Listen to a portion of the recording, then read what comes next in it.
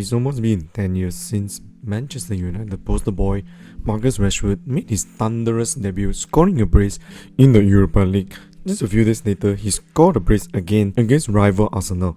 Rashford at the time seen as the golden boy, bright smile, clinical finishing and dazzling dribbling. As time progressed to today, while enjoying several successful seasons including the 30 goals peak season under the former manager Erik ten Hag, Rashford last season stretching to this season had been a lot to be desired. Lack of effort, lazy and ill-fated decision making made most fanbase turn against the Englishman. Recent news Ruben Amorim dropped him and Garnacho in a much important Manchester derby raised massive eyebrow.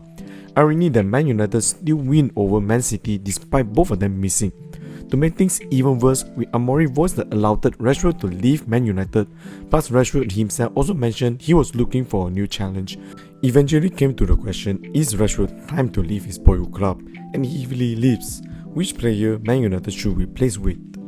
So in this video, we will be discussing the downfall of Rashford and in last 2 years and which two candidates, in my opinion, can Man United replace him. In case you didn't know, what is up ladies and gentlemen, I'm Marvin, codename CM. Welcome and welcome to the Code United channel once again. First up, Merry Christmas and Happy New Year to all of you viewers. Do look forward to the end of the 2024 and looking a whole new 2025 coming. If you in any shape or form stumble to this channel and somehow some way like this kind of content, do please like, share and subscribe to this channel, as each of your precious subscription will be a massive motivation for me to upload new content. And don't forget to ring the notification bell for every new upload. With that said, let's get straight into the video. Rashford before this season have faced a similar situation.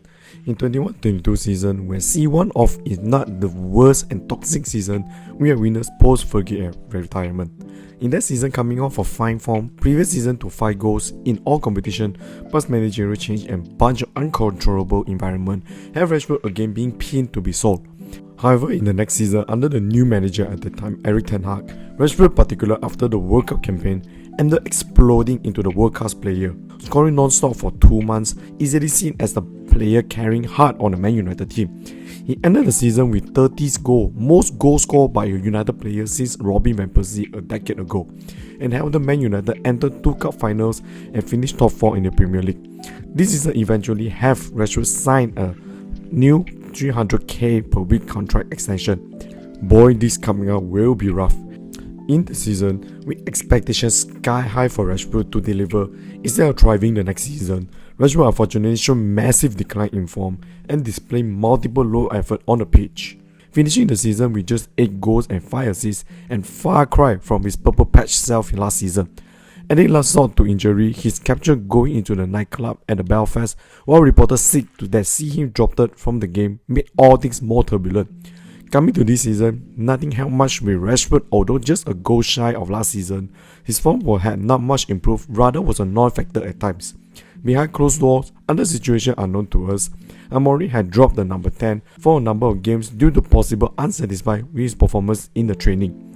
Lastly, reported Man United might look on to move on from Rashford at the price of just 40 million, plus Rashford in the interview expressed his willingness to take up new challenges did not really help his situation. If coming to a term where Rashford to leave Man United, who will be taking his spot?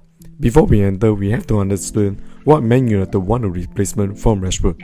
Under Amorim's system, as a left inside forward, require high work rate both ends, comfortable operating in half space, also capable of being a clinical goal scoring. From there, probably 2 names might be fitting the criteria, but we will have to downsize them into one. First, Kvaratskhelia. The Georgian winger enjoyed a breakthrough 22-23 season, scoring 14 goals and 14 assists, helped Napoli won the Serie A title. But right now, Kvaratskhelia have known as a physical, powerful and technical gifted player, addressed as a tall, inverted winger with slender build. Play at a position similar to Rashford, where he was extremely dangerous playing at the left half space because of his 2-footness ability, also close control. It's but often see him uses his dribbling skill and uses of feints, which allow him to exploit spaces, cutting inside from the left flank to strike on goal with his stronger right foot. He can be equally threatening going on the outside, delivering piercing left-footed cutbacks. Compared to Rashford, both were direct, pacey wingers, with Kvaratskhelia having more success in the take-on defender with 7.11 take-on attempted, sitting at 95 percentile, and 2.68 successful ones sitting at 90 percentile. On the other hand, Rashford had almost half the numbers in his best numerical season. Furthermore, Kivaja, unlike Rashford, contained high work rate on applying pressure on the defense with 0.82 tackles on the attacking third, having sit on 99 percentile, indicate his high energy impressing opponent. However, Kivaja did have some downside to his game. His standard build mean that he was not the best in Premier League physical battle, whereby his below average dispossess shown he was quite easily being pushed over. In the Serie A title, a league was not known for their physical challenges, and bringing in Kivaja would need him either to give substantial core strength to withstand the battle. Next candidate, Adamola Lookman. Lookman having an amazing season with the Atalanta, particularly having a breakout match against the invincible Bayer Leverkusen in the Europa League final. As a heavy underdog coming into the match against the mighty Xabi Alonso side, Lookman basically became Thanos and did everything himself, scoring his first career hat-trick with Atalanta defeat Leverkusen 3-0, given their season-only defeat, winning the trophy for the first time in the club history. In addition, he became the first player to score a hat-trick in a one-legged men's European final since Pirino Party in 1969. Not just that, Lookman's performance in both Africa Cup and Atalanta run, he became the first current Atalanta player to be nominated for the Ballon d'Or. Lookman this season continued his fine run, having scored 12 goals and 5 assists in just 20 appearances. Lookman, known as an energetic, direct, pacey winger, however, he was not a traditional winger, playing in the Gasperini 3-5-2 system, where he often played as a left wide forward position, but not as a sideline wingers that hugging the sideline, expanding the defensive line. Rather, he operated more as a left inside forward or a secondary striker, kind of hybrid role. Lookman will be shift between the number 10 or the wing role simultaneously. Furthermore, what makes Lookman separate himself with other left wingers was his variety of goal scoring ability. Whether it was poach finish in the 6-yard box, a long-range screamer, or a coolly converted penalty under pressure, he consistently delivered in the crucial moments. His shooting stats, in which many sits above 90 percentile, indicate his highly rated shooting and scoring process. In addition, while he was not a de facto playmaker on the wing, he contained above average in his playmaking duty, averaging 2.73 key pass sit at 92 percentile, but 0.35 assists sit at the 84 percentile. This shows his capability in creating chance for other teammates. Yet Lookman was not without his weakness, as Lookman a similar profile as Rashford, a goal-scoring winger, or we call shoot-first mentality winger. In fact, some say Lookman was more of an upgrade or a more complete winger of Garnacho, as both tried in a high-paced, open-field playstyle, but Lookman was much more comfortable attacking congested area and play more inside than Garnacho.